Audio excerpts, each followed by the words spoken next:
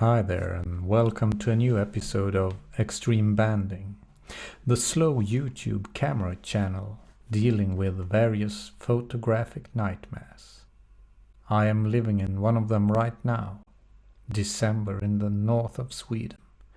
Weather is so-so, and the sun never rises.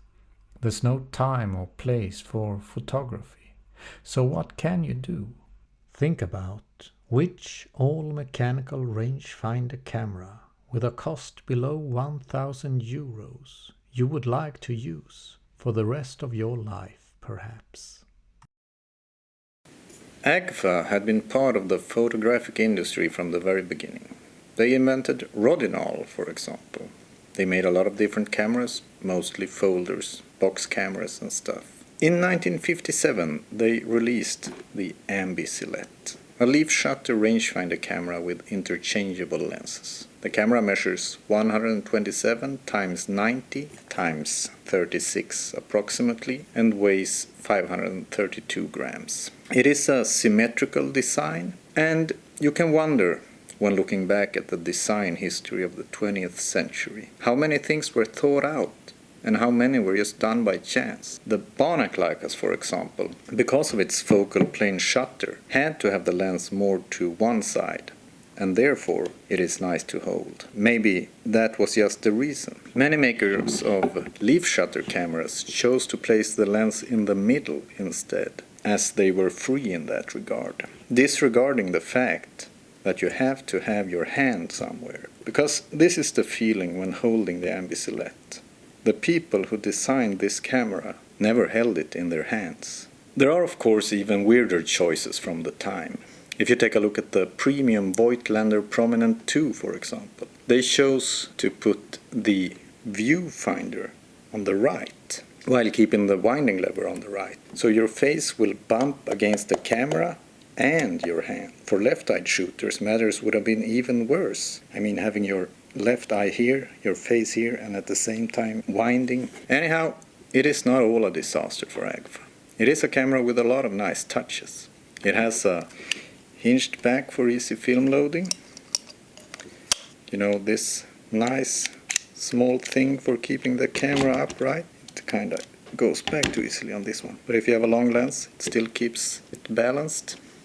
And under this lid, as you've seen before, there is a beautiful viewfinder, and it has one of the best bayonet mounts in camera history. Let's look at this. You just press this button and detach. It's very simple, and when you put it on again, you just have to find the button. It's very effortless. And the lenses are fairly small. The 35mm is minuscule. The 50mm f2.8 here, it is an okay lens, but not as good as the one on the Vera, for example, or the Minolta Super A. The 35mm lens, while it is a bit slow, is a good performer. It should have had a focusing tab though, and as the focusing ring is closest to the camera, you kind of have to get used to it, but it's not a major thing. My main gripe with these lenses on the Agfa is the extremely long focusing throw. So you kind of have to turn and turn and turn and turn and turn and turn and turn when you focus.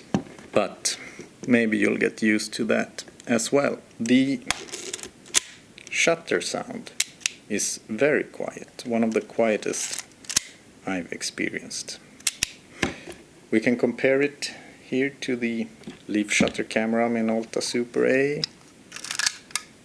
and the Leica 2 Super A, Leica 2 and Ambi Silette. So a very nice shutter sound. Film rewinding is just a knob like this. Not the best, but you know, you can make it work. And before I forget, shutter speeds. It's quite simple. You have these flaps here and you can turn the ring. So we have speeds from 1 second. Needs some service to have 1 second properly, I guess, to 1/500. And as for the viewfinder, it has a 0.58 times magnification. A lot of sources say that it is 0.73, but I can tell you that it is exactly the same as on the Minolta CLE, which has 0.58. The effective base length is about 20 millimeters on the first version of the Ambi Silette and 22 millimeters on the second version, which you have here. Deceivingly similar on first view. One of the changes here, if you want to separate these, is on the second version you select 50, 35 and 90, while on the first version it's 35, 50, 90 in that order. And the viewfinder is parallax corrected for all focal lengths. This is the viewfinder of the Agfa Ambi Silette version 1. These are the 35mm frame lines. Magnification is 0.58 and it's a big and bright finder. Here you can see the 50s. So we have both the 50 and 35. Then the 90mm, which are a bit small with this magnification. Otherwise, nice finder. This is the viewfinder of the Agfa Ambi Silette version 2. So you can see the frame lines look a bit different, and I don't know if you can see it, but the patch is more greenish in this version. Still the same 0.58 times magnification. The 35mm frame lines have become a bit more difficult to see though, as they have made them more accurate. The coverage was pretty low on the first version. Personally, I prefer the first version, as I kind of have to strain my eyes a bit to see the frame in a good way with this one, but still it's a very nice 35mm finder. So here are the 50mm frame lines and 90mm. And for both of these cameras, when you have the 35mm lens mounted, you don't see it here. The 50 protrudes that much, and as you can see, it's far away from the frame, even when you're up close. A downside of these leaf shutter cameras is that the rangefinders can be a bit fiddly to calibrate. That actually goes for a lot of cameras who are not, the Barnack Leicas or the Soviet copies who share the same system as the Barnack Leicas. I think all the other Canons, Leica M's, they are a bit more complex when adjusting the rangefinder. But it's doable. It's a bit fiddly, but doable. This one stays out on this camera. So we're gonna need that since we have the longer lens mounted.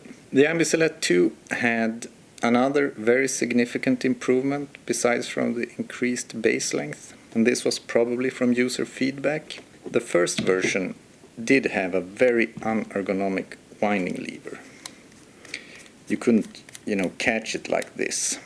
And along with the poor grip, it makes the camera a bit difficult to wind when holding it to your eye, because you have to have this technique, a two-finger technique, because when you hold it to your eye you can't really do that. The lever of the second version comes out like this, and suddenly it becomes so much easier, and this actually makes the camera nicer to hold overall. So you can wind this while holding it to your eye with no problem. And other than that, strap lugs were added to the version 2. Obviously the version 2 is the one to get, but if you, like me, prefer the frame lines of the first version, you can always just buy both and switch the lever over, since these are really cheap cameras. I bought this one for 10 euros, and this one for 40 euros with the standard lenses. This wide lens cost me 100 euros, so that was a bit pricier. But, the first version is decent as well. You can't shoot as fast, that's all. And it's a little bit more difficult to hold, but I think you'll get used to it. To conclude, we have a cheap camera with a very good finder, parallax corrected frame lines and everything. Super shutter sound, but with poor ergonomics and limited lens selection. Compared to other leaf shutter cameras from the time, I would say the Vera 3 is the one I would choose if I only used a 50mm lens. Maybe with a 100mm it works okay as well, while the Ambi Silette would be more if I mainly used a 35 and sometimes used a 50. The Minolta Super A is a bit bigger and louder than the Ambi Silette and more expensive, but it has quite a bit more magic instilled in it, and it works just fine with both 50 and 35. No parallax correction though. Agfa stopped production of the Ambi Silette in 1961. Still, they are not uncommon, and as they were launched with lifetime guarantee at the time, chances are good that you can find a working one for little money. It is a bit awkward to hold, but as a budget rangefinder experience, you could do a lot worse.